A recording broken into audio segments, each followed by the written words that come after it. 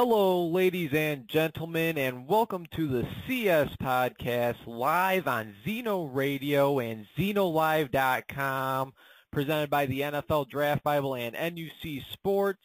Be sure to check out the NUC Sports magazine at NFLDraftBible.com to find this interview, as well as some of the other excellent work done by my colleagues. We have a lot of great things going on in the works, and you do not want to miss out on any of it. So once again, that is NFLDraftBible.com. And while you're at it, go ahead and follow the NFL Draft Bible on Twitter at NFL Draft Bible, as well as at NUC Football, and myself at Chris Shanafelt. You'll be able to check out this episode as well as some of my other 300-plus interviews at youtube.com/ChristianRE722. That's youtube.com/ChristianRE722. And in just a moment, I'll be joined by an amazing guest, really. I mean, he is the one and only Leigh Steinberg, who has a book out. It's a New York Times bestseller called The Agent, My 40-Year Career in Making Deals and Changing the Game. The paperback form was just released last week, and you can get your copy at Amazon.com, Barnes & Noble, among many other bookstores around the country. If you guys don't know, I mean, Leigh is a very well-respected, and I mean, as you can tell by the title of his book, he has been in the business for quite a long time, and I gotta say, it is a pleasure to welcome Leigh Steinberg to the CS Podcast. I see him. It looks like he's trying to get into the call area. Leigh, if you are tuned in, can you please press 5 to go on air?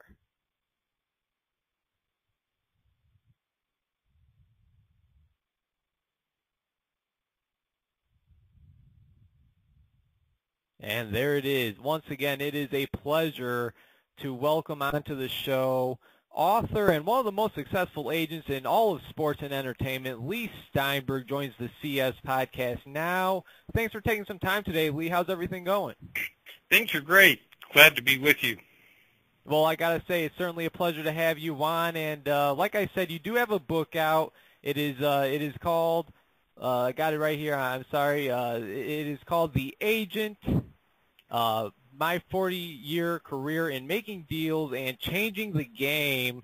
Now I want to learn more about you, Leigh. Like I said, you are one of the most successful agents out there. So I'll just go ahead and start off by asking, when did you realize that you wanted to be a sports agent, and how did you get your start in the business? Well, really, I was going to law school and thinking about a legal career, and I was a grad counselor in an undergraduate dormitory at UC Berkeley back in the early 70s, and they moved the freshman football team into the dorm, and one of the students was Steve Bartkowski.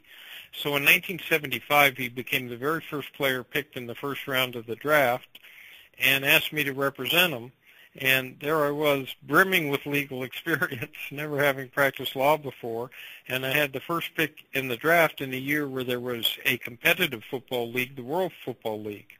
And we got lucky and negotiated the largest rookie contract in NFL history. And it was at that moment that I thought about the field, but there really wasn't established agentry at that point. People like Mike Brown of the Bengals could simply hang up the phone and say, we don't talk with agents.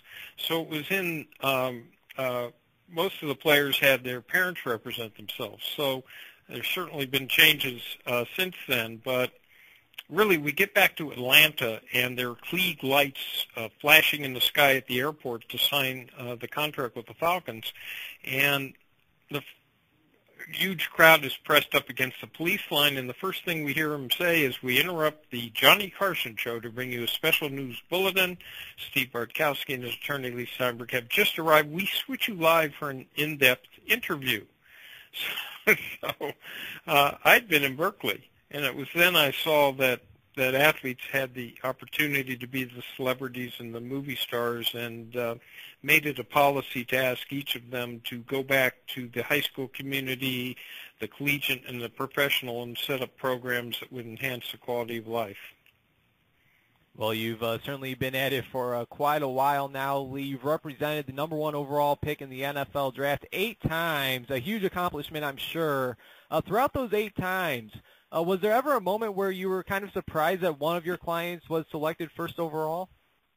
Not by the time we get to the draft, because what happens is there's so much discussion between franchises and myself about what's happening that it was pretty clear that a Troy Aikman or a Jeff George or Kajana Carter, Drew Bledsoe would be the first pick. In about 7 cases, we had the second pick, so you didn't really know until the end. And one year I had the third pick, and the Cleveland Browns, it was Achilles Keely Smith, didn't decide till early the morning of the draft. So, but in most cases, scouting is so absolutely comprehensive that teams are calling saying, would the player want to be here?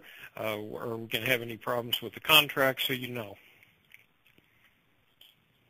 Overall, Leigh, you've had over 60 clients selected in the first round, but how about the undrafted players? I mean, those are always my some of my favorite players to look out for, and some guys, they go on to have a nice long career. I mean, one off the top of my head is James Harrison. I mean, he has had a heck of a NFL football career, and he's a guy that has been cut a handful of times, and like I said, he's one of those undrafted players that I mean, he may just be a future Hall of Famer. You never know. Who was the best undrafted client of yours to play in the National Football League?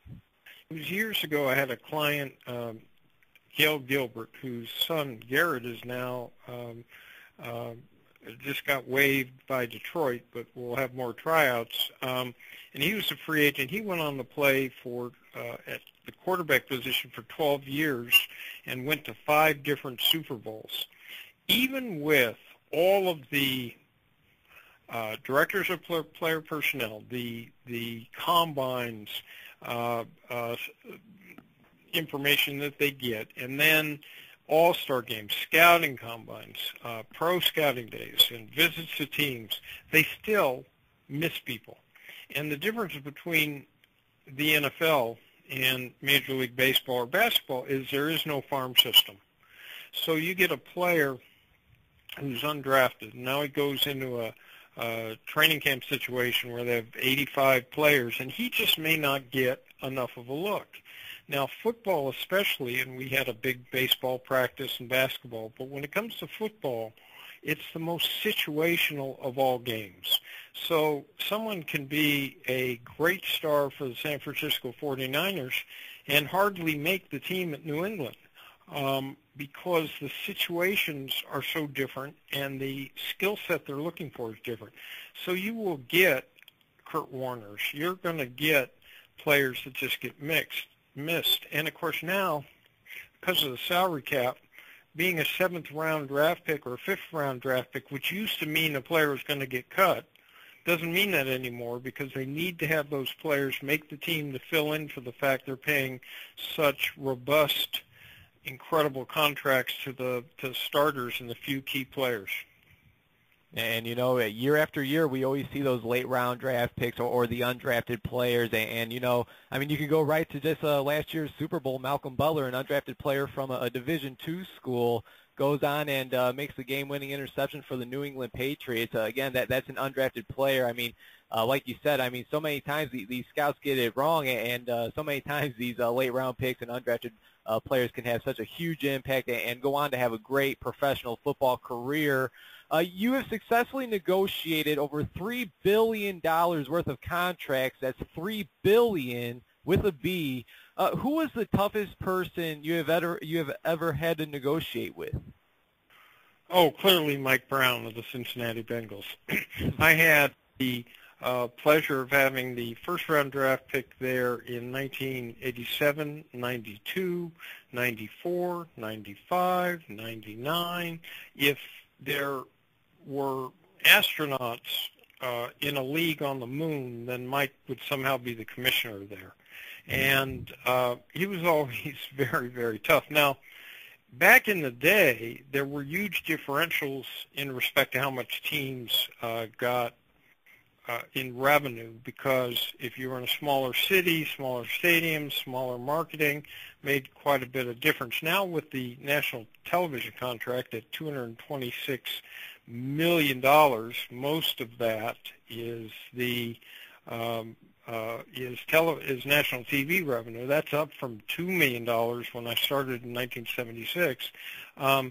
Every team has enough money, and they're mandated under the salary cap that they have to spend a certain amount of money, so that doesn't happen as much. But back in those days, you might hit a franchise like St. Louis or Cincinnati or Minnesota, where they said, we're in a small market and we don't care what the rest of the league pays, we're not paying it.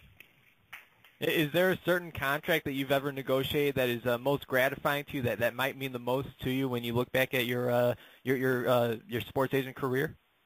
Oh, I think when Warren Moon, after 6 years in Canada, had 12 different teams interested in him in 1984, he was the first pure free agent to come back at a critical position, quarterback, in the prime of his career, and they didn't have free agency then, so you had 3 leagues dueling for him, and at the end of it, he became the NFL's highest paid player.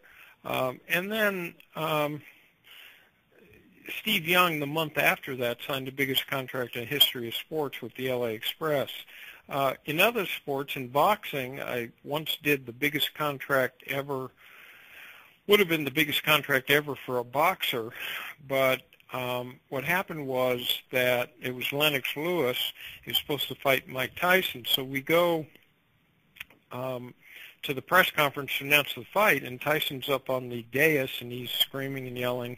He jumps down, and Lennox and I are standing in the wings. He tackles Lennox. They go rolling around the floor, and the whole place turns into pandemonium. So we go upstairs because the press conference is clearly over, and Lennox pulls his pant leg up, and there's blood rolling down his leg. And he says, "Oh, my God, the geezer bit me." So we had to call the hotel doctor and get him a tetanus shot, and they called off that fight.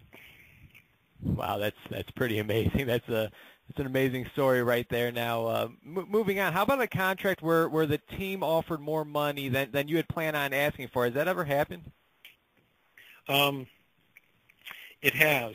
So what happens is that so the concept is to do tremendous research.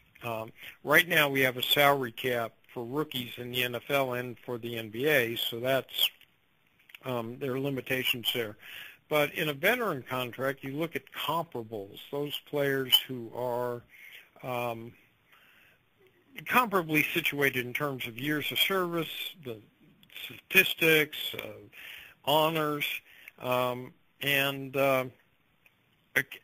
occasionally it's better not to make the first offer, because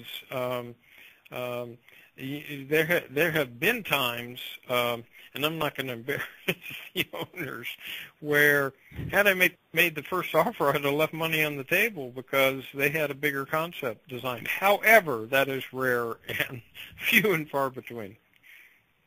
Once again, super sports agent and author of the book, The Agent, My 40-Year Career in Making Deals and Changing the Game, Leigh Steinberg here on the CS podcast presented by the NFL Draft Bible and NUC Sports.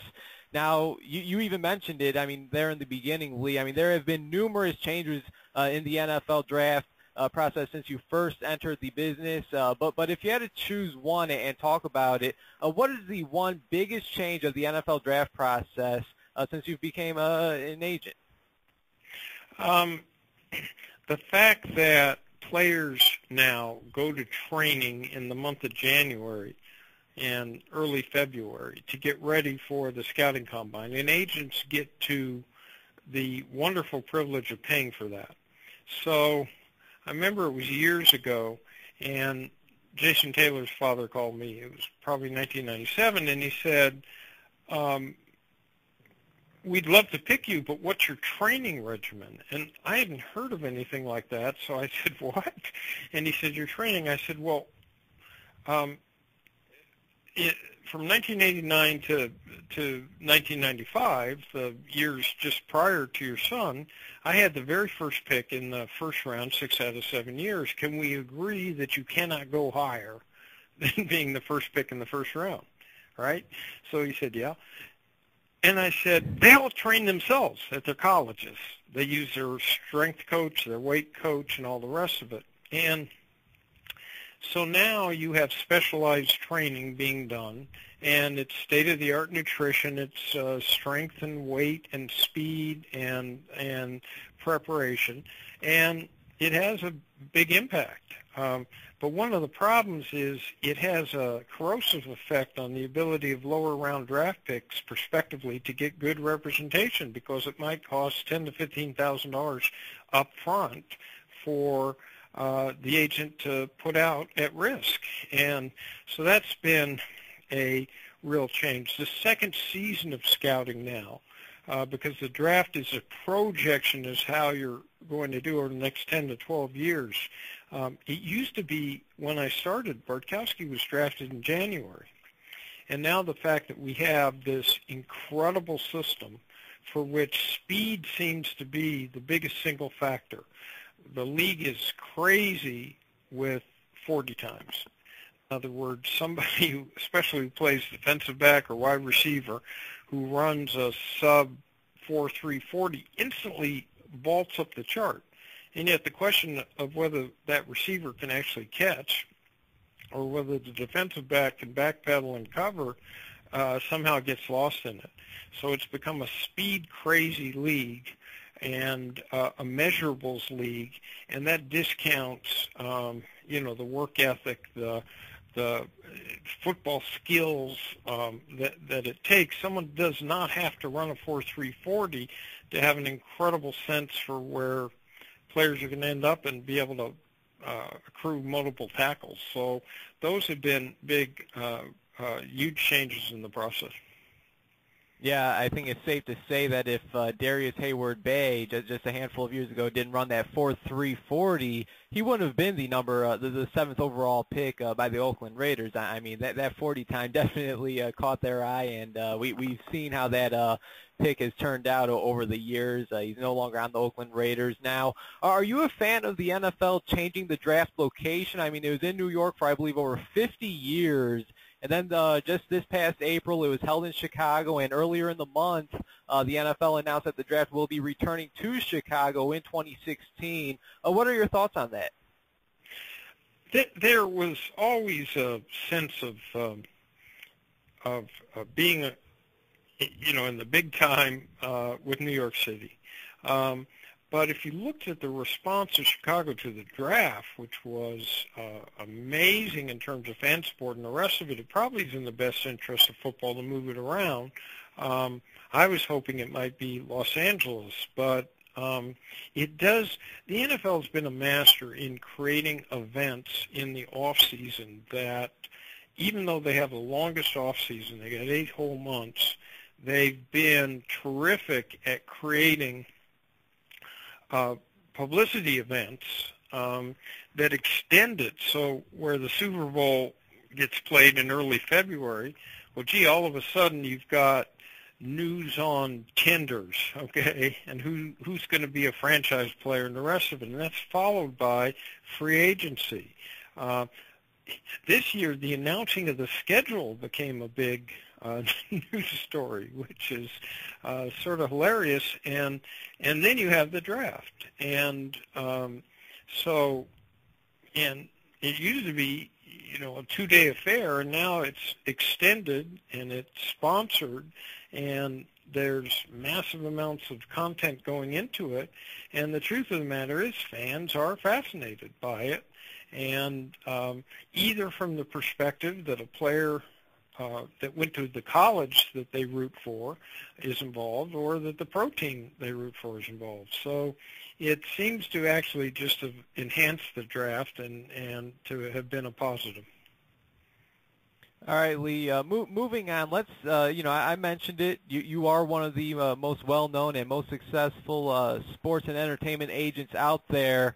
Let's say a new agent walks into your door. It's his first day on the job working at Steinberg Sports and Entertainment. What advice are you giving him? The first key is listening skills. So people assume all the time that suasion is what's most critical for an agent, but actually it's being able to listen. So it's being able, with a prospective client, to create enough comfort zone, to peel back the layers of the onion so you can discover the greatest hopes and dreams of a prospective client and the greatest anxieties and fears, and be able to put yourself in the other person's shoes. If psychologically you can put yourself in another person's heart and mind, it will help you navigate life. It will help you negotiate, recruit.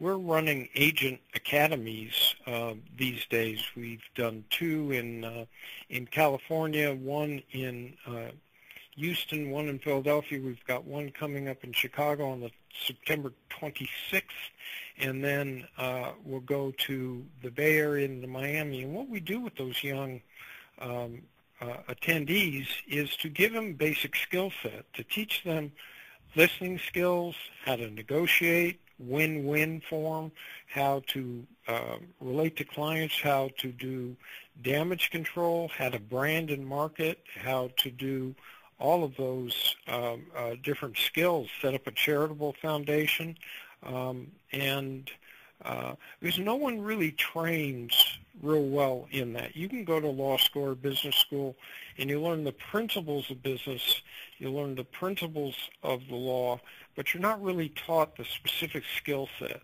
And a lot of it is just dialing into another person's reality and being able to craft win-win scenarios. Well, I mean, there's no doubt that you certainly have the agent thing going on. I mean, you've also worked on all kinds of movies. You're now writing books, doing a ton of interviews in the media, Leigh, and I got to say I'm thankful for that. What is the goal for Leigh Steinberg? I mean, what do you hope to achieve, let's say, in the next 5 years? So we're out recruiting another set of prospective 2016 draftees. So part of it is to continue focusing on young men that have a good value system, that want to be role models, that are ambitious for second careers. So 3 of our former players are minority owners of teams. Ray Childress with the Houston Texans, Warwick Dunn with the Atlanta Falcons would be a couple examples. But to help them focus on second career, I've been working really hard in the concussion area, which I consider a real existential threat to football, to get to solution, new helmetry that can attenuate the energy flow so it doesn't go right into the head, a nasal spray that given after a concussion can help. So working on issues like that. And then we've moved into sports theme, motion pictures, television, video games, apps that go onto every form of content supply. Pro football's become the obsession of this country. The 7 top-rated Nielsen shows a month into last season were all NFL nighttime football. And that's never happened before. It means pro football is not only the most critical sport in America, but it's the most popular televised entertainment. So it's new ways to enjoy that. I sit on the board of something called Death Site, where you can, let's say you're living in Los Angeles, but you're a big fan of the Chicago Bears. You can watch 30 hours of high-def interviews, features, commentary, highlights on the Bears, just as if you were living in Chicago. So it's a variety of new methods to sort of enhance fan experience. And I've got more books to write. I've been doing a radio show on Yahoo. I'll probably continue doing more radio, not to try to supplant you, Chris, but I won't quit my day job. But and then, I've taught at a couple law schools, and so it's trying to train the next generation of ethical, principled sports professionals, whatever field they go into, and especially agentry, who see themselves as stewards of the sport, who want to make sports healthy and really care about players. Well, I mean, very, very interesting to say the least. There's no doubt that you are still keeping yourself very busy, and you still have a whole lot going on. And Leigh, you are here to promote your book, The Agent. The paperback form was just released last week, and as I mentioned, it is a New York Times bestseller. And I mean, it's gotten some great reviews from Kirkus Reviews and Forbes. Before I let you go, can you please tell us a little bit more about this book and anything else myself and our listeners should know?